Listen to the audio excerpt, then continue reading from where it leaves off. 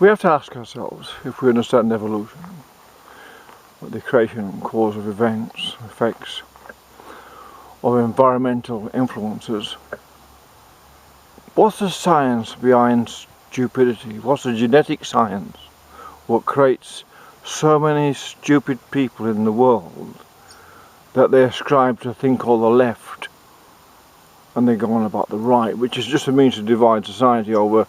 They used to divide society over wealth, but now it's over sex and Islam and race and gender fluidity and everything else. So you have to ask yourself, question one, what is wrong with this statement which some lady made in some university academic, she's called an academic, and made this statement in the USA somewhere and said that it's not the character of people that matter, it's their colour. This is a white lady denigrating the most racist statement you could possibly make. He says not the character of the people, it's the colour. So we know there's a variety of coloured people in the world. I'm not invisible, I'm not the colour of water, so I must have a colour. Standing in the sun, you know, I've got ruddy red or whatever, but I'm a colour. And there are people who are darker than me with burnt umber, which is generally called black people, and there are yellow people, which are Chinese and Asian and all that. And then there's Indians of that lovely coffee brown colour and whatever. And there's a variety of shades, if you like, of around about the same colour, if we want to be actually honest about it. And it's what it basically is. It's all a part of a burnt umber and different shades of burnt umber. We can't all have come out of Africa, if that's what's true, and not be of a similar colour. You know, if it all goes back to it, just adopted because of the different climates and environments, etc. But by the by, forget the evolution lecture on evolution. The thing is, it's about the degradation of the academy that makes a fool of itself every time it speaks, or the ones that are getting up to speak. And why they are? Why would some lady, would a lady, female speaker, say that it's not the character of people what matters, it's the colour? Basically because she's thick. She hasn't connected the dots. What she's saying is insulting every person out there, no matter what colour you are, we're all of a colour, right?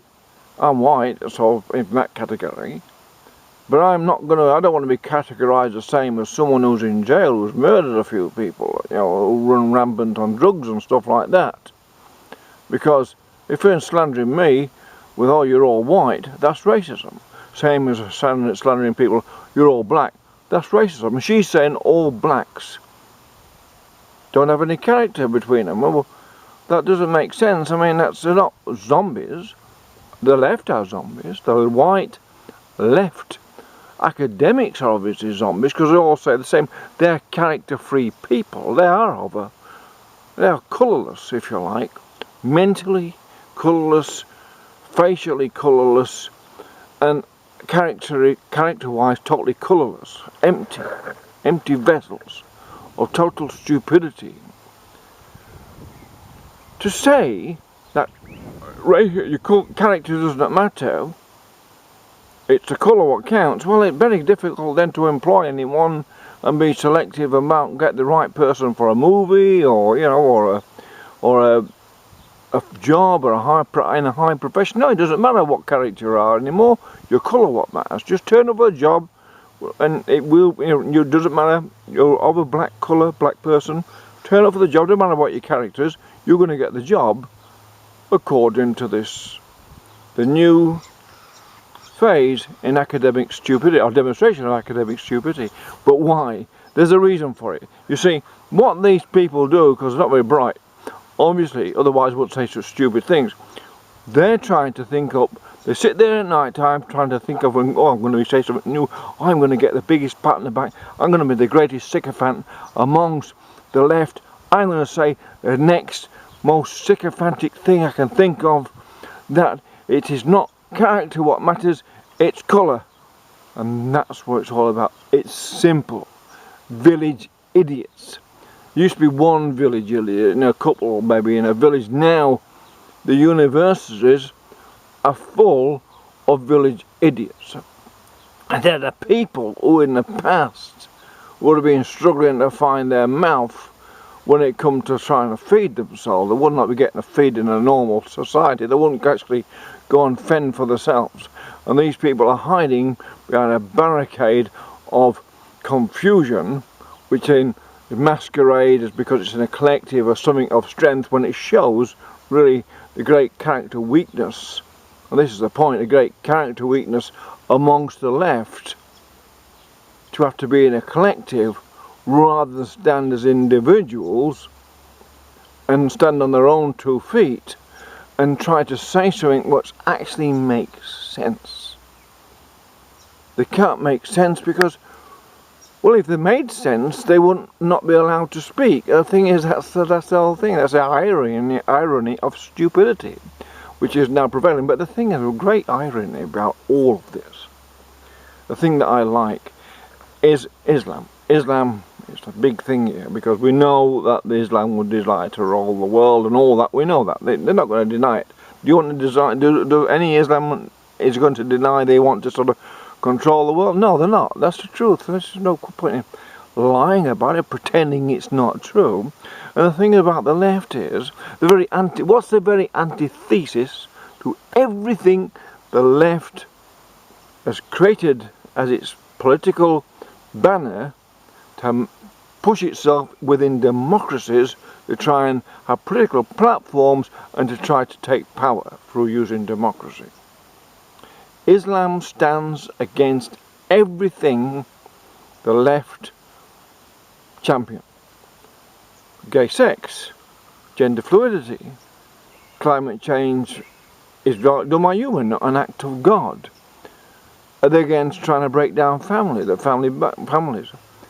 They're against teaching of any religion, whether it's Christian, Judaism, or whatever it is. They're against any of that. They're against any sort of formal theme of moral behaviour taught in the children.